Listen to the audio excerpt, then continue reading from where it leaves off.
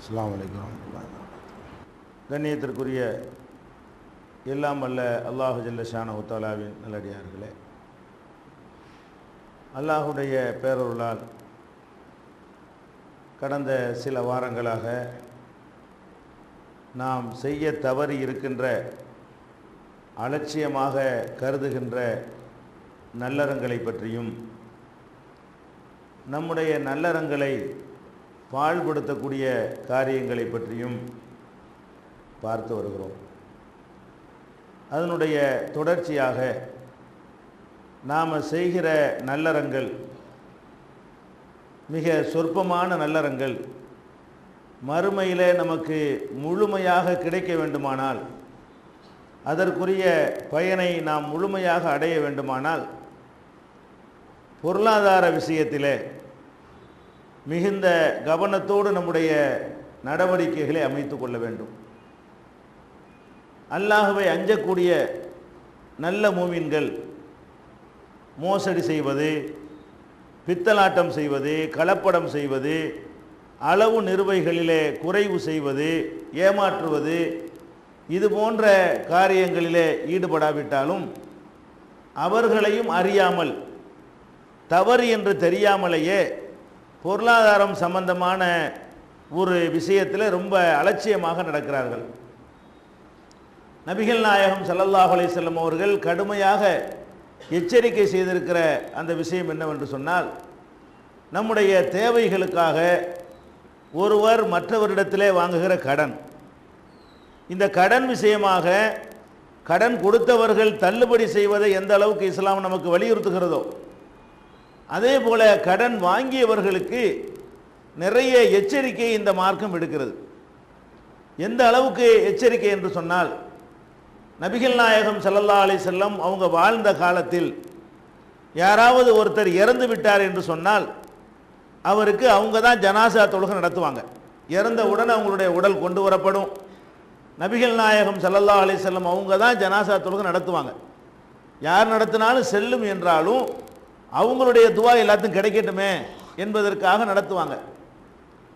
அவங்கள சொல்லாமல் சில நேரங்களில் ஜனாசா தொழுகைத்தை அடக்கம் செய்து விட்டால் கேள்விப்பட்டு என்னுடைய ஜனாசா, என்னுடைய துவா அனைத்து முஸ்லிம்களுக்கும் கிடைக்க வேண்டும் என்பதற்காக அடக்கம் செய்யப்பட்ட கபூரில் போய் கூட கபருக்கு முன்னால் நின்று என்னுடைய தொழுகை இவருக்கு கிடைக்கல என்று ஜனாசா தொழுகை நடத்தியிருக்கிறார்கள். அவ்வளவு முக்கியமான அந்த ஜனாசா தொழுகையை ரசூல் ஸல்லல்லாஹு அலைஹி வஸல்லம் அவர்கள் ஒருவருக்கு நடத்தவே மாட்டார்கள். யார் அது? அந்த ஜனாசாவை கொண்டு வந்தவனை கேட்பாங்க, இவருக்கு கடன் இருக்குதா கேட்பாங்க. ஆமா என்று சொல்வார்களே, ஆனால் அந்த கடனை தீர்க்கிறதுக்கு ஏதாவது விட்டுட்டு போயிருக்கிறாரா? கடனும் வச்சிருக்கிறாரு, அவர் விட்டு சென்ற சொத்துக்களை கொண்டு கடனை அடைச்சிட முடியுமா என்று கேட்பார்கள். ஆமா என்று சொல்வார்களே, ஆனால் அவருக்கு ஜனாசா தொழுகை நடத்துவாங்க. இவருக்கு கடனை வைத்திருக்கிறார் என்று சொன்னாலோ, அல்லது கடனை வைத்து விட்டு அதை அடைக்கிற அளவுக்கு சொத்து வைக்கல, கம்மியாக தான் வச்சிருக்கிறாரு என்று சொல்லப்பட்டாலோ அவருக்கு ஜனாசா தொழுகை நடத்த மாட்டாங்க. சல்லு அலா சாஹிபிக்கும், உங்களுடைய தோழருக்கு நீங்களே தொழுவிச்சுக்கிறங்க, நான் தொழுவிக்க மாட்டேன் என்று சொல்வார்கள். ஏன் அப்படி சொல்றாங்க? அவர் என்ன இணை கற்பித்தவரா? பாரதூரமான பயங்கரமான குற்றங்கள் செய்தவரா? அவருக்கு மட்டும் ரசூலுல்லாஹ்வுடைய துவா வேண்டாமா? அவருக்கு ரசூல் ஸல்லல்லாஹு அலைஹி வஸல்லம் பிரார்த்தனை செய்யணுமா இல்லையா? அப்போ இது கடன்கிறது ஒரு பாவமா? மார்க்கத்தில் அனுமதிக்கப்பட்ட ஒரு காரியம் தானே. திருடியா கொண்டு வந்துட்டார் அவர். அப்படி இருந்தும் கூட நபிகள் நாயகம் ஸல்லல்லாஹு அலைஹி வஸல்லம் அவங்க உனக்கு ஜனாசா தொழுகை தொழுவ மாட்டேன் அப்படிங்கிறாங்க. ஏன் தெரியுமா? அவங்களுடைய அந்த துவாவுக்கு ஒரு அர்த்தம் இருக்கணும், அதனால் அவருக்கு பயன் கிடைக்கணும். கடன் பெற்ற நிலையில் அவர் மௌத்தாகி விட்டார்னு சொன்னால் இந்த துவாவுனால பயன் கிடைக்காது. ஏன் கிடைக்காது? நபிகள் நாயகம் ஸல்லல்லாஹு அலைஹி வஸல்லம் சொல்றாங்க, ஒரு நாள் இருக்கிறது, அந்த நாளுக்கு முன்னால் நீங்கள் யாருக்காவது கொடுக்கல் வாங்கல் இருக்குமேயானால் ஃபல்யத்தஹல்லல்ஹு மின்ஹு, அதிலிருந்து நீங்கள் விடுவித்துக் கொள்ளுங்கள். உங்களை யாருக்காவது கொடுக்கல் வாங்கல் கடன் ஏதாவது இருக்குமேயானால் அதிலிருந்து நீங்கள் விடுவித்துக் கொள்ளுங்கள். எதுக்குள்ள விடுவித்துக் கொள்ளணும்? காசு, பணம், திர்ஹம், தீனாரு இதெல்லாம் உதவாத ஒரு உலகம் இருக்கிறது. அந்த நாளில் நீங்கள் நிற்கிறதுக்கு முன்னாடி இங்கே எல்லாத்தையும் சரி செஞ்சுக்கிறங்க. இல்லை என்று சொன்னால் நீங்க செஞ்ச நன்மைகள் உங்களுக்கு கடன் தந்திருக்கிறாரே, உங்களால பாதிக்கப்பட்டிருக்கிறாரே, அவருக்கு போயிடும். அவர் செஞ்ச தீமைகள் உங்களுக்கு வந்து சேர்ந்துடும். அல்லாஹ் என்ன செய்வானா, மறுமை நாளில் கடன் வாங்கிய நிலையில் நம்ம மௌத்தாயிட்டோம்னு சொன்னா கடன் கொடுத்த ஆள் வந்து அங்கே கேட்பான், யா அல்லாஹ் எனக்கு இவன் கடன் தரணும், அதை வாங்கித்தான்னு கேட்பான். அங்கே எப்படி வாங்கி தர்றது? அங்கே காசு பணம் கிடையாது. அங்கே திருகம் இருந்தால் திருகத்தை வாங்கி கொடுக்கலாம், தீனார் இருந்தால் தீனாரை கொடுக்கலாம், தங்க காசு இருந்தால் தங்கத்தை கொடுக்கலாம், ஒன்றும் இல்லை அங்கே. அப்போ அங்கே எதை கொடுக்க இயலும்? இவன் செஞ்ச அமல் தான் ஒவ்வொருத்தன்ட்ட இருக்கும். அவனுடைய தொழுகை, அவனுடைய அதான் மார்க்கு, அந்த மதிப்பெண்கள் தான் ஒவ்வொருத்தருடைய கையிலையும் இருக்கும். இப்போ அல்லாஹ் என்ன செய்வான்னு கேட்டால், இந்த கடனாளிக்காக வேண்டி இவன்கிட்ட உள்ள நன்மைகளை வாங்கி எவ்வளவுக்கு கடன் வாங்கி இருக்கிறானோ அவ்வளவு நம்ம நன்மை அங்கே போயிடுது. கஷ்டப்பட்டு தொழுகிறோம், கஷ்டப்பட்டு நோன்பு வைக்கிறோம், கஷ்டப்பட்டு நல்ல காரியங்களை செய்கிறோம், அதை செய்வதற்கு பலவிதமான போராட்டங்கள் பண்ணி செய்கிறோம். இந்த அமல் நமக்கு கிடைக்கணும்னு சொன்னால் நம்ம என்ன செய்யக்கூடாது? கடனாளியா மௌத்தாயிடக்கூடாது. கடனாளியா மௌத்தானால் என்னவாயிரேன்? அவனுக்கு காசை வாங்கி கொடுத்த போது அவனுக்கு உதவுமாங்க? நம்மள்ட்டையும் காசு இருக்காது. மறுமை நாளில் அந்த 1000 ரூபாய் வச்சுக்க நல்லா கொடுத்தா அதை வச்சு அவன் என்ன செய்வாங்கிறான்? மறுமை நாளில் உதவுற காசை தான் அங்கே கொடுக்கணும். அப்போ அங்கே எது உதவும் என்று சொன்னால் அமல்களுக்கு அல்லாஹ் போடக்கூடிய மார்க் இருக்குதுல்ல, மதிப்பெண், அதுதான் அங்கே உதவும். அப்போ மதிப்பெண்களை வாங்கி அங்கே கொடுத்துரும் பொழுது நம்ம ஒன்றும் இல்லாமல் போயிடுவோம் என்று நபிகள் நாயகம் ஸல்லல்லாஹு அலைஹி வஸல்லம் எச்சரிச்சிருக்கிறாங்க. அதனால தான் என்ன செய்கிறாங்கன்னா, இவனுக்கு தொழுவிக்கிறோம், என்ன யூஸு? ஜனாசா கொண்டு வந்து தொழுவிக்கிறோம், தொழுவிச்சா இவனுக்கு ஏதாவது கிடைக்கணும், இவன் தன்மை தான் அவனுக்கு போயிடுச்சே. இந்த ஆளுக்கு தொழுவிச்சுன்னா அடுத்த ஆளுடைய ஹக்கல்ல பறிக்க மாட்டானே. ரசூலுல்லாவே கேட்டுக்கொண்டால் கூட, அல்லாஹ்வுடைய தூதரை ரெக்கமெண்ட் பண்ணால் கூட எதுல பரிந்துரை ஏற்றுக்கிறப்படாது? ஒரு ஆளுடைய உரிமையை பறிக்கிறதுக்கு பரிந்துரை செய்ய முடியுமா? அப்ப இவருக்கு நான் துவா செய்தால் அது பயன் இல்லை. ஏன் பயன் இல்லை? இவர் கடனாளியாக இருக்கிற காரணத்தினால இவர் செஞ்ச அமல்லாம் அடுத்த ஆளுக்கு போயிட போகுது. இவர் ஒன்றும் இல்லாமல் தான் நிற்க போறாரு, இவருக்கு போட்டு நான் என்னத்தை துவா செய்யறது? அப்ப இந்த கடன் விஷயம் எவ்வளவு பெரிய பயங்கரமான விஷயம் விளங்குதா? இதை விட சும்மா தர்மமா வாங்கிட்டு போங்க. சில ஆளுக்கு இருக்கிறாங்க, கொடுக்க மாட்டோங்கிற நிலையில் நல்லா தெரிஞ்சுக்கிட்ட கடன் கேட்டு அதோட ஏமாத்திடுறாங்க. அதை விட எது நல்லது? எனக்கு சும்மா கொடுத்துருப்பா, பிச்சையா கொடு, தர்மமா கொடு, ஓசியா கொடு என்று கேட்டால் சின்ன ஒரு அவமானம், சின்ன ஒரு கேவலம், அவ்வளவுதான். அதுக்கு பிறகு அவனுக்கு நமக்கு எந்த தொடர்ச்சியும் இல்லை. வாங்கி திருப்பி தர்றேன்னு சொல்லி வாங்கி விட்டு கொடுக்காமல் இருந்தால் அதனுடைய விளைவு என்ன? மறுமை பாழா போயிடுது. மறுமையுடைய ஒட்டுமொத்த மறுமை வாழ்க்கை நமக்கு இல்லாமல் போயிடுது. அந்த இஸ்லாத்தில் இருந்த நன்மை இல்லை. இஸ்லாம் மார்க்கத்தில் இருந்து இதில் உடைய நல்ல காரியங்கள்லாம் செய்து அவ்வளவும் பாழாகி போய்கிற காட்சியை பார்க்கிறோம். நபிகள் நாயகம் ஸல்லல்லாஹு அலைஹி வஸல்லம் அவர்கள் கடைசி ஹஜ்ஜில் இறுதி பேருரையில் இந்த விஷயத்தை பற்றி தெளிவாக அவங்க எச்சரிக்கை பண்ணாங்க. என்ன எச்சரிக்கை பண்ணாங்க? சின்ன பிள்ளைகிட்ட கேட்குற மாதிரி கேட்குறாங்க சஹாபாக்கள்கிட்ட, இது என்ன நாள் என்று உங்களுக்கு தெரியுமா? சஹாபாக்கள் என்ன நினைக்கிறாங்க? ஏதோ ரசூலுல்லாஹ் வேற ஏதோ ஒரு பேர் சொல்ல போறாங்க போல இருக்கு அப்படின்னு சொல்லி அல்லாஹ்வுக்கு ரசூலுக்கு தான் தெரியும் அப்படிங்கிறாங்க. அப்ப ரசூல் ஸல்லல்லாஹு அலைஹி வஸல்லம் சொல்றாங்க, இது நஹருடைய நாள், அது ஹஜ் பெருநாளுடைய நாள் அப்படின்னு ரசூலுல்லாஹ் சொல்றாங்க. அடுத்து கேட்குறாங்க, இது என்ன மாசம்னு தெரியுமா? சஹாபாக்கள் சொல்றாங்க, தெரியும் சஹாபாக்களுக்கு. ரசூலுல்லாஹ் ஏதோ வேற பதில் சொல்ல போலாங்க போல இருக்கு அப்படின்னு நினைத்து கொண்டு உங்களுக்கு தான் தெரியும் அப்படிங்கிறாங்க. அப்ப ரசூல் ஸல்லல்லாஹு அலைஹி வஸல்லம் சொல்றாங்க, இது உங்களுடைய புனிதமிக்க ஒரு மாதம், இது வந்து ஹஜ்ஜுடைய மாதம் அப்படிங்கிறாங்க. இது என்ன இடம்னு தெரியுமா கேட்குறாங்க. அல்லாஹ் ஒரு ரசூலுக்கு தான் தெரியும், இது புனிதமிக்க ஹரம்ங்கிற ஒரு இடம் அப்படின்னு சொல்லிவிட்டு, இந்த இடம் எவ்வளோ புனிதமானது, இந்த மாதம் எவ்வளோ புனிதமானது, இந்த மாசத்தில் இந்த நாள் எவ்வளோ புனிதமானது, இது எவ்வளவு புனிதமானதோ அது மாதிரி இன்னும் சில புனிதமான விஷயங்கள் இருக்கின்றன. 3 விஷயங்கள் இருக்கின்றன. இதுதான் நீங்கள் புனிதம் வழங்கி இருக்கிறீங்க. எது? பள்ளிவாசல் வச்சு நம்ம தப்பு செய்கிறவங்க கூட பள்ளிவாசலில் செய்ய மாட்டான். காபத்துல்லாவில் போய் ஒருத்தவன களவு எடுப்பானா? ஒரு மூமினா இருக்கிற ஒருத்தன், வெளியில் திருட்டு பயிலாக இருக்கிற ஒருத்தன் கூட காபாவில் உட்காந்துக்கிட்டு திருட்டுவனா அவனுக்கு பயம் வந்துடும். ஏன்னு கேட்டால் அதில் புனிதம் கூடான்னு வழங்கி வச்சிருக்கிறான். அப்போ புனிதமிக்க நாளில், புனிதமிக்க ஒரு மாதத்தில், புனிதமிக்க ஒரு இடத்துல எவ்வளோ கேர்ஃபுல்லாக கவனமாக இருப்போம்.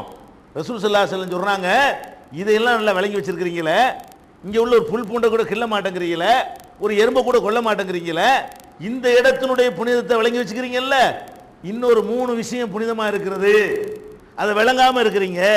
அது என்ன புனிதமானது? சொத்துக்கள், பிறருடைய சொத்துக்கள் புனிதமானது, பிறருடைய மானம் மரியாதை புனிதமானது, பிறருடைய உயிர்கள் புனிதமானது. 3 சொல்றாங்க. ரசூல் ஸல்லல்லாஹு அலைஹி வஸல்லம் சொல்றாங்க, அடுத்தவனுடைய காசா ஒரு புனிதமிக்க இடத்தில் எப்படி அதை நடந்து கொள்வாயோ அப்படி அதில் நடந்துக்க. நம்ம காசுனா நம்ம விளையாடலாம், அடுத்தவன் காசு என்று சொன்னால் பள்ளிவாசல காபத்துல்லாவுல உள்ள ஒரு பொருளை எடுத்துக்கிட்டு போவதற்கு எப்படி பயப்படுவியோ அதே மாதிரி அடுத்தவன் காசை எடுப்பதற்கு நீ பயப்படணும். அடுத்தவனுடைய மான மரியாதைக்கு பங்கம் ஏற்படுவதற்கு பயப்படணும். அடுத்தவனுடைய உயிருக்கு சேதம் ஏற்படுவதற்கு பயப்படணும். எப்படி பயப்படணும்? புனிதமிக்க காபா ஆலயத்தினுடைய புனிதத்தை சிதைப்பதற்கு எப்படி பயப்படுவாயோ, புனிதமிக்க ஹஜ் மாசத்தினுடைய புனிதத்தை சிதைப்பதற்கு எப்படி பயப்படுவாயோ, புனிதமிக்க ஹஜ் பெருநாளுடைய புனிதத்தை சிதைப்பதற்கு எப்படி பயப்படுவாயோ அதே மாதிரி இதுல பயப்படு. கடைசி உரையாக சொல்றாங்க. அப்ப காசு விஷயத்தில் எப்படி பயப்படணும்? நம்ம வாங்கிட்டோம் நெருப்ப கட்டின மாதிரி இருக்க வேண்டும். கடன் வாங்கியவர்கள் எப்படி இருக்க வேண்டும் என்று சொன்னால், வாங்கிட்டோம் எப்போ கொடுக்கறது, யாரெல்லாம் எப்போ நீ கொடுக்க வைப்ப, எனக்கு ஏதாவது வாய்ப்பு கொடுவேன், சீக்கிரம் நான் கொடுத்துட்றேனே, அதுக்கு ஏதாவது வழியை திறந்து விடுவேன். நம்முடைய தேவைகளை பாதியை சுருக்கி காவாசியை சுருக்கி தேவைக்கு வாங்கித்தான் ஆகணும். கடன் வாங்குறது மார்க்கத்தை தடுக்கப்பட்டது இல்லை. அதுக்கு எதுக்கு வாங்கணும்? ரொம்ப அவசியத்துக்கு தேவைக்கு. அந்த நிலையில் மௌத்தாகி விட்டால் நம்ம மறுமை பாழாகிவிடும் என்ற அஞ்சு ஒரு அவசரத்துக்கு நெருப்படிக்கு வாங்குங்க. வாங்கின பிறகு கொடுப்பதற்கு என்ன ரிஸ்க் எடுக்கிறோம்? நம்ம வாட்டுக்கு வர்ற வருமானத்தை சாப்பிட்டு இருந்தால் எந்த காலத்தில் கொடுக்கறது? கடன் என்று வாங்கியவர்கள் தங்களுடைய வருவாயில் ஒரு பகுதியை ஒதுக்கி ஆகணும். எதுக்கு? கல்விக்கு ஒதுக்குறீங்கல்ல, மருத்துவத்துக்கு ஒதுக்குறீங்கல்ல, பள்ளிக்கூடம் திறக்க போறாண்டவன புஸ்தகம் வாங்குறதுக்கு ஒதுக்குறீங்கல்ல, யூனிஃபார்முக்கு ஒதுக்குறீங்கல்ல, சுற்றுப்பயணம் போறது லீவு நாள்லாம் வருது சுற்றி பயணம் போகணுங்கிறதுக்கு ஒதுக்கி வைக்கிறீங்கல்ல, உண்டியல்ல காசு போட்டு வைக்கிறீங்கல்ல. அப்போ வருமானத்தில் கடனை கொடுக்கணும் கொஞ்சம் ஒதுக்குங்க. 2000 ரூபாய் சம்பளம் வரக்கூடிய ஆளு ஒரு 200 ரூபாயாச்சும் கடனுக்கு நான் ஒதுக்குவேன், 300 ரூபாயாச்சும் நான் ஒதுக்குவேன், அந்த செலவை நான் குறைச்சிக்கிருவேன். அப்படிங்கிற அளவுலையாவது நீங்கள் தீர்மானம் செய்து அந்த கடனை கொடுப்பதற்கு பாடுபட வேண்டும். நபிகள் நாயகம் ஸல்லல்லாஹு அலைஹி வஸல்லம் சொன்னாங்க, யார் ஒருத்தன் எப்படியும் கொடுத்தே தீரணும் என்பதற்காக கடன் வாங்குகிறானோ அவனுடைய கடனை தீர்ப்பதற்கு அல்லாஹ் உதவி செய்வான். வாங்கும் போதே கொடுக்குறேன்னு நினைச்சு வாங்குறது கிடையாது. நீங்க பார்த்தீங்கன்னா அது தௌஹீத் சகோதரர்களாக இருந்தாலும் சரி, வெளியே உள்ள ஆளாக இருந்தாலும் சரி, 95% பேர் கடன் வாங்கினா என்ன அர்த்தம்? முடிஞ்சு போச்சுன்னு அர்த்தம். கடன் வாங்கினா இதை நமக்கு சும்மா தர்றாங்கன்னு அர்த்தம், திருப்பி கொடுக்க தேவையில்லைன்னு அர்த்தம். இந்த மாதிரியான ஒரு நிலைமையில் கடன் வாங்கக்கூடியவர்களுடைய மனநிலை இருக்கிறது. விபரீதம் விளங்காம நம்ம என்ன ஏமாத்தவா செஞ்சிட்டோம், நம்ம என்ன திருடிக்கிட்டா வந்துட்டோம், நம்ம என்ன கலப்படமாக பண்ணிட்டோம், அவன் தர்றதை தானே வாங்கிட்டு வரணும் நம்ம நினைக்கிறோம். தர்றதை வாங்கிட்டீங்க, கொடுக்காம மௌத்தா போனா, கொடுத்துட்டீங்கன்னா கணக்கு வேற, முடிஞ்சு போச்சு. அட நாளைக்கு மௌத்து வரலாமே, இன்னைக்கே மௌத்து வந்துடலாமே. அப்ப கடனாளியா மௌத்தா போனா எல்லாம் பாழாய் போயிருமே. இதை பற்றி நம்ம கவலைப்பட மாட்டேங்கிறோம். நபிகள் நாயகம் ஸல்லல்லாஹு அலைஹி வஸல்லம் சொல்றாங்க, யுக்ஃபரு லிஷஹீதி குல்லு தம்பின் இல்ல தைன். ஷஹீத் இருக்கிறார்ல, ஷஹீத்னா யாரு? அல்லாஹ்வுக்காக உசுர கொடுக்கிறவனுக்கு பேர் ஷஹீத். மனுஷன்ட்ட இருக்கிறதுலே பெருசா தானே, நம்ம கிட்ட இருக்கிற காசு பணம் கண்ணு மூக்கு காது வீடு வாச பங்களா கார் எல்லாத்தையும் விட உசுறு தானே பெருசு. உசுருக்கு மேல ஒரு பெருசு நம்மகிட்ட ஏதாவது இருக்குதா? இல்ல. அல்லாஹ் அந்த உசுரையே அல்லாஹ் கொடுத்தவன் எப்படிப்பட்ட ஆளு? சாதாரண ஆளா? உயிரை யாரெல்லாம் அந்த உயிர் எனக்கு பெருசு இல்லை, உனக்காக நான் கொடுக்குறேன், உன் மார்க்கத்துக்காக கொடுக்குறேன், தீனுக்காக கொடுக்குறேன், நியாயத்துக்காக கொடுக்குறேன், மற்றவன்லாம் வாழ்ற மாதிரி எனக்கு வாழ முடியும், இருந்தாலும் இந்த சத்தியத்துக்கு என் உயிர் போகட்டும் அப்படின்னு ஒருத்தன் உயிரை கொடுக்குறானே, இது சின்ன விஷயமா? இதுக்கு அல்லாஹ் கொடுக்குற வெகுமதி என்ன? யுக்ஃபரு லிஷஹீதி குல்லு தம்பின், எல்லா பாவம் மன்னிக்கப்பட்டு விடும். ஒருத்தன் ஷஹீத் ஆயிட்டான்னு சொன்னா தனியா தௌபா செய்ய வேண்டியது இல்லை. ஷஹீத் ஆகிற ஒருத்தன் சில தொழுகைகளை விட்டுருப்பான், சில நோன்பு வைக்காம இருப்பான், சில ஜக்காத்து கொடுக்காம இருப்பான், சில வேலைகள்லாம் அப்படி இப்படி பண்ணியிருப்பான். இந்த நிலையில மௌத்தா போயிட்டான்னு வைங்க, இந்த ஷஹீது என்கிற அந்த தகுதி அவ்வளவு அழிச்சுப்படுது. பாவமே செய்யல, போடாண்டான்னு செய்யறானா அனுப்பிடுறான். அந்த என்ன உயிரை கொடுத்துட்டான்ல, ஏற்கனவே செஞ்ச சின்ன சின்ன மிஸ்டேக்குகளுக்காக வேண்டி பிராய சித்தமா என்னத்தை கொடுத்துட்டான்? உசுர தியாகம் பண்ணிவிட்டான். எல்லா பாவம் மன்னிக்கப்பட்டு விடும், இல்ல தைன், கடனை தவிரங்கிறாங்க. ரசூல் ஸல்லல்லாஹு அலைஹி வஸல்லம் சொல்றாங்க, அட எல்லாம் மன்னிச்சிருவான், விபச்சாரம் பண்ணியா மன்னிச்சிருவான், ஏமாத்தினியா மன்னிச்சிருவான், வேற ஏதாவது தொழுகளையா மன்னிச்சிருவான், நோன்புகளையா மன்னிச்சிருவான். ஆனால் கடன் வாங்கிட்டு போனால் அது அல்லாஹ் மன்னிக்க மாட்டான். ஏன் மன்னிக்க மாட்டான்? அது அவன் ரைட்டு இல்லை. அல்லாஹ் தான் நமக்கு தந்தா ரூபாய அல்லாஹ் எப்படி எடுத்துக்கிறான்னு சொன்னா, ஒவ்வொருத்தனுடைய ரைட்டுக்கும் உரிமைக்கும் மரியாதை கொடுக்குறான். இன்னொருத்தன் காசு நீ அவன்கிட்ட கடன் வாங்கியிருக்கிற, நான் இறைவன்கிற முறையில் அவனுக்கு நீதி செலுத்தி ஆகணும். அவன் என்ற நாளைக்கு நீதி கேட்பான் மறுமையில், கேட்கிறவனுக்கு நான் பதில் சொல்லி ஆகணும். நான் நீதி என்னைக்கும் வழுவ மாட்டேன், நீதியிலிருந்து நழுவ மாட்டேங்கிறதுக்காக வேண்டி அல்லாஹ் என்ன பண்ணிட்டான், கடன் வாங்கிட்டு நீங்கள் மௌத்தா போனால் ஷஹீதா இருந்தால் கூட, நம்ம என்ன ஷஹீதா? அப்படிப்பட்ட காரியமாக நம்ம செஞ்சுக்கிட்டு இருக்கிறோம். அற்பத்திலும் அற்பமான அமல்களை செஞ்சுட்டு போய் நின்றா என்ன கதிக்கு ஆகுறதுன்னு ஷஹீதுக்க முடியாத. அப்போ ஷஹீதாக அல்லாஹ்வுக்காக உயிர் தியாகம் பண்ணவர், தூய எண்ணத்தோட உயிர் தியாகம் பண்ணி இருந்தால் கூட கடனாளியாக அவர் இறந்திருப்பாரையானால் அந்த கடனுக்கு அங்கே கணக்கு தீர்க்கப்படும், மன்னிக்கப்படாது. அதுக்கு என்ன வாங்கி கொடுக்கணும் வாங்கி கொடுத்துருவோம். அல்லாஹ் மொத்த ஷஹாதத்தை கூட கொடுக்கும். பெரிய தொகை வாங்கியிருந்தான்னு வைங்க, மொத்த ஷஹீதுடைய நன்மையே போயிடும். சின்ன கடன் வாங்கியிருந்தான்னு வைங்களா, அதில் காவாசி போயிடும், அதில் அரைவாசி போயிடும். அப்போ வாங்கின கடனுக்கு தகுந்தவாறு எல்லாமே போய் சேர்ந்து விடும் என்று ரசூல் ஸல்லல்லாஹு அலைஹி வஸல்லம் சொல்லுகிறார்கள் என்று சொன்னால் நம்ம எவ்வளோ பயப்படணும். கடனுக்கு ரொம்ப அலட்சியமாக வாங்குகிறோம். இன்னைக்கு வாங்குற கடன் எடுத்துக்கிட்டா தேவையை தவிர்த்து கொள்ளவே செய்யலாம். எப்படி இன்னைக்கு இருக்கிறது, அவனுக்கு சக்தியே இருக்காது, வாங்குறான், கடனாக கிடைச்சா வாங்குறாங்கிறான். டிவி வாங்க அவனுக்கு சக்தி இருக்காது, ஜென்மத்துக்கு அவனுக்கு வாங்க இயலாது. அந்த வாங்கின கடனை ஜென்மத்துக்கு திருப்பி கொடுக்க இயலாது. அந்த தகுதியில் உள்ள ஒருத்தன்ட்ட போய் கடனுக்கு டிவி இருக்கு வாங்கிக்கலான்னு கேட்டு பாருங்களேன், உண்டாங்கம்மா. கடனுக்கு இருக்கு 20,000 ரூபா டிவி இருக்கு, 15,000 ரூபாய்க்கு எடுத்துக்கிறங்க, மெதுவாக தாங்கன்னா என்ன செய்வான், சரிம்மா கொடுக்குறக்கா வாங்குறது இல்லை, கடன்னா சும்மா நினச்சிக்கிறான். அப்புறம் கொடுப்பானா? நீ கடன் கொடுக்கறதுனால தான் நிறைய சாமான்கள் வீட்டில் வாங்கி அடுக்குறாங்க. கடனுக்கு ஃப்ரிட்ஜு கிடைச்சா கடனுக்கு வாங்கிக்கிறாங்க, கடனுக்கு வாஷிங் மிஷினு, கடனுக்கு உனக்கு வசதி இருந்தால் வாங்க, இல்லாட்டி விடு. ஏன் அவ்வளோ பயங்கரமான விஷயம் கடன்கிறது? எதுக்கு கடன் வாங்கலாம்? ஒரு ஆஸ்பத்திரிக்கு போயிட்டோம், அவசரம், ஆப்ரேஷனு, மற்ற விஷயம், உயிர் காக்கிற விஷயம், அதுக்கு வாங்கலாம். திடீர்னு வரக்கூடியது, அதுக்கு கடைசியில் மன்னிப்பு கூட கேட்டுக்கலாம். வந்துட்டேன் கொடுக்க முடியலைன்னா இந்தப்பா ஏழலை என்னை மன்னிச்சிக்க, பாப்பாவை ஆஸ்பத்திரியில் வச்சுட்டு வாங்கிவிட்டேன், என்னால் ஏழலை என்றாவது சொல்லலாம். அவன் மன்னிக்க கூட வாய்ப்பு இருக்கிறது. இருக்கிற வீட்டை பெரிய வீட்டாக்குற கடன் வாங்கணுமா? ஏற்கனவே எல்லா வீட்டு வந்திருக்கான்ல, அதுக்கு கடன் வாங்கணுமா? ஒரு வீட்டை 2 வீட்டாக்குற கடன் வாங்கணுமா? செல்வத்தை பெருக்கிக்கிறது கடன் வாங்கணுமா? ஆடம்பரத்துக்காக கடன் வாங்கணுமா? 10 சட்டை 20 சட்டை ஆக்குறது கடன் வாங்கணுமா? எதுக்கு வாங்கணும்? என்னமோ கடன்கிறத பற்றி கொஞ்சம் கூடவும் பயம் இல்லாமல், இது எவ்வளோ பெரிய அடுத்தவனுடைய காசாச்சு, இதை வாங்குறமே, நம்ம திருப்பி கொடுக்கலான்னா நமக்கு அல்லாட்ட கேள்வி இருக்குமே, மறுமையெல்லாம் பாழாயிருமே, அந்த அளவுக்கு நம்ம போய்கிட்டு இருக்கிறோம். அதனால கடன் கொடுக்கிறவர்கள் இப்படி தள்ளுபடி பண்ணுவதை மார்க்கம் வலியுறுத்துகிறதோ, வாங்குறவர்களுக்கும் அவ்வளோ எச்சரிக்கை விடுக்கிறது. வாங்காத யோசிச்சு வாங்கு, கடன் வாங்குற விஷயத்தில் பயந்து வாங்கு, தேவையா இருந்தால் மட்டும் வாங்கு, செத்து போயிடுற நிலையில வாங்கு, ஏதாவது ரொம்ப அவசியமா இருந்தா வாங்கு, ஒரு நல்ல பணிக்காக வேண்டி வாங்கு, ஆனால் திருப்பி கொடுக்க உனக்கு சக்தி இருந்தால் வாங்கு என்று சொல்லக்கூடிய மார்க்கம் இஸ்லாம்.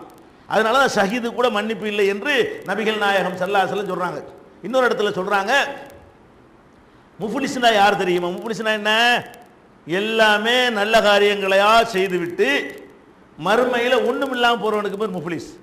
முஃப்லிஸ்னா என்ன? பாப்பரா போகிறாங்கிறாங்கல்ல, மஞ்சள் நோட்டீஸு, அதுக்கு பேர் தான் முஃப்லிஸ். ரசூலுல்லாஹ் கேட்குறாங்க, முஃப்லிஸ்னா யார் தெரியுமா? சஹாபாக்கள் சொல்கிறாங்க, யார்கிட்ட காசு பணம் இல்லை அவன் தான். இல்லை ரசூலுல்லாஹ், அவன் கிடையாது. காசு பணம் இல்லாட்டி முஃப்லிஸா? யார் முஃப்லிஸ் தெரியுமா?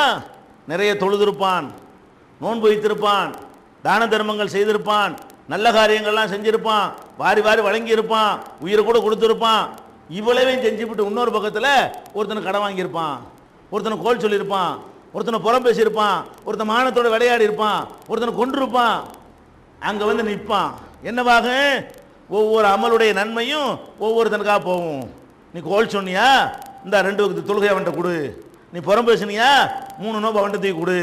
நீ அதை வாங்கின கடன் திருப்பி கொடுக்கலையா, 1 மாதத்துக்கு அவன்கிட்ட கொடு. இவனுக்கு கடன் கொடுக்கலையா, இவனுக்கு 2 மாதத்துக்கு கொடு.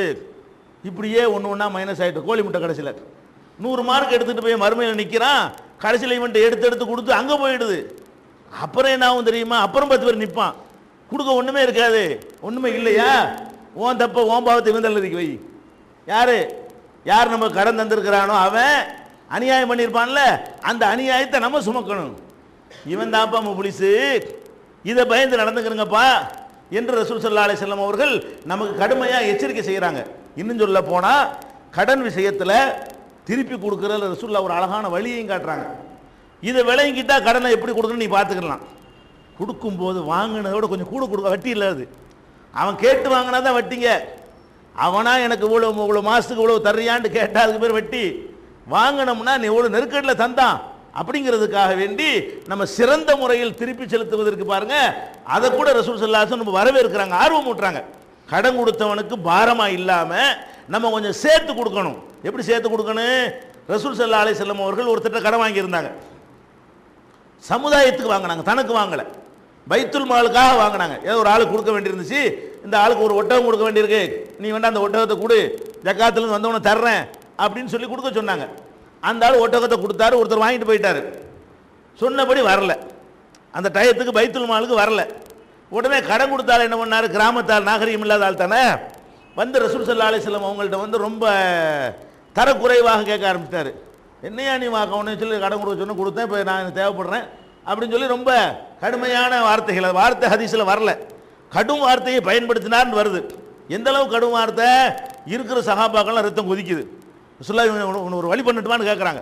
அல்லாஹ்வுடைய தூதர்கிட்ட இந்த மாதிரி உங்கள்கிட்ட பேசுகிறான வந்துட்டு கடனை கொடுத்துவிட்டு அவனை ஒரு வழி பண்ணட்டுமான்னு சஹாபாக்கள் கேட்குற அளவுக்கு அவர் வந்து கோவத்தை ஊட்டுறாரு. அப்போ ரசூல் ஸல்லல்லாஹு என்ன சொன்னாங்க, தௌஹு விட்டுருங்க, ஃபைன்னலி சாஹிபில் ஹக்கி மகாலன், கடன் கொடுத்தவருக்கு இப்படி சொல்கிற உரிமை இருக்கிறது.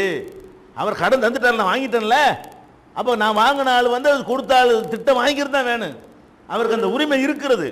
அவனுக்கு சொல்லி வாக்களிச்சு நீ வாங்கினியா, இல்லை கொடுக்க முடியல என்ற அறிவு இருக்கா, வாங்கும்போது மட்டும் நல்லா வாங்கினிய இப்போ என்னடான்னு கேட்கலாம், தப்பு கிடையாது, அவருக்கு அந்த உரிமை இருக்கிறது என்று ரசூல் ஸல்லல்லாஹு அலைஹி வஸல்லம் சொல்லிவிட்டு, இப்போ பைத்துல் மால்ல அவர் கொடுத்தார்ல ஒட்டகம், அதே வயசுடைய ஒட்டகம் தான் எடுத்து கொடுங்க. போய் தேடி பார்க்குறாங்க, அதை விட கூடுதல் மதிப்புடைய ஒட்டகம் தான் இருக்கிறது. ஒரு 4 வயசு ஒட்டகத்தை வாங்கியிருந்தாருன்னா 5 வயசு ஒட்டகம் தான் இருக்குது. உதாரணத்துக்கு எத்தனை வயசுன்னு இல்லை சொல்லப்படலை, எந்த ஒட்டகம் வாங்கினாங்களோ அதை விட மதிப்பு கூடின ஒரு ஒட்டகம் தான் அங்கே இருக்கிறது. ரசூலுல்லாஹ்ட்ட வந்து சொல்கிறாங்க, அவர்கிட்ட வாங்கினீங்களா அந்த ஒட்டகம் கிடையாது, அதை விட மதிப்பு அதிகமான ஒட்டகம் தான் இருக்குது. சஹாபாக்கள் சொல்கிறாங்க, அதையே கொடுங்கள் அப்படின்னு சொல்லிட்டு சொன்னார்கள். உங்கள்கிட்ட இன்ன ஹியாரக்கும் அஹ்சனுக்கும் கலான், உங்களில் சிறந்தவர் யார் என்று சொன்னால் வாங்கின கடனை அதை விட சிறந்த முறையில் திருப்பி கொடுப்பவர் தான். அவர் 4 வயசு ஒட்டகம் கொடுத்தாரா, 4000 ரூபா மதிப்புள்ள ஒட்டகம் கொடுத்தாரா, நீ 5000 மதிப்புள்ள ஒட்டகமா திருப்பி கொடு, அதை விட சிறப்பா நீ திருப்பி கொடு, அவன் தான் உங்களில் சிறந்தவன் என்று ரசூல் ஸல்லல்லாஹு அலைஹி வஸல்லம் அவர்கள் வந்து அந்த கடனை கொடுக்கும்போது சேர்த்து கொடுக்க சொல்றாங்க. நம்ம பழைய நோட்டை வாங்கிட்டு வந்து செலவு நோட்டா கொடுக்கணும். கடனை கொடுக்கும்போது என்ன செய்வோம், உள்ளே பொறுக்கி எடுத்துட்டு போவோம், கடன் தானே கொடுக்க போகிறோம், பிச்சை கொடுக்குற மாதிரி நல்லா கிழிஞ்சது ஒட்டு போட்டது திருப்பி கொடுக்கும்போது நம்ம பார்த்துருக்குறோம். கடனை கொடுக்கும்போது எப்படி கொடுப்போம், வாங்கினதை விட மட்டமாக தேர்ந்தெடுத்து கொண்டே கொடுக்குற காட்சியெல்லாம் பார்க்குறோம். வீடுகளில் அரிசி வாங்கிடுவாங்க கடனா, நல்ல பொன்னி அரிசியை கடன் வாங்கிட்டு வந்து என்ன செய்வாங்க, திருப்பி கொடுப்பாங்க. கிராமங்களில் எப்படி கொடுப்பாங்க, நல்ல முரட்டு 5020 கொண்டே கொடுப்பாங்க. இப்போ வாங்கும்போது மட்டும் நீங்கள் நல்ல அரிசியை வாங்குவீங்க, திருப்பி கொடுக்கும்போது அதை விட சிறந்தல நீங்கள் கொடுக்கணும். நீங்கள் பொன்னியை வாங்கினா பாசுமதியை கொண்டே கொடுக்கணும். அதுதான் சரியான முறையில் திருப்பி செலுத்துகிற முறை, சேர்த்து கூட கொடுக்கணும். ஜாபிர் ரலியல்லாஹு அன்ஹு அவர்கள்ட்ட ரசூல் ஸல்லல்லாஹு அலைஹி வஸல்லம் அவர்கள் கடன் வாங்குறாங்க, வாங்கிட்டு வழியில் வாங்குறாங்க கடன் பிரயாணத்தில், நீ மதீனாவில் வந்தவனை பைத்துல் மால்ல வாங்கிக்கப்பா அப்படின்னு சொல்லிட்டு கடன் வாங்கிடுறாங்க.